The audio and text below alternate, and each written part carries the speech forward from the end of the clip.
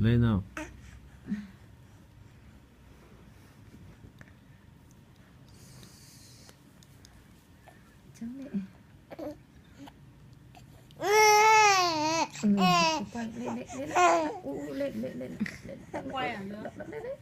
Lên được rồi, lên rồi.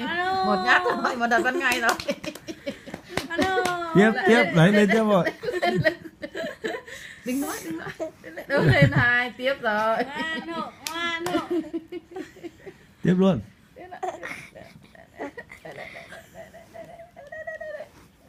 1, 2, 3, cô lên Hitachi. Đấy, đang cố với nhưng chưa đủ.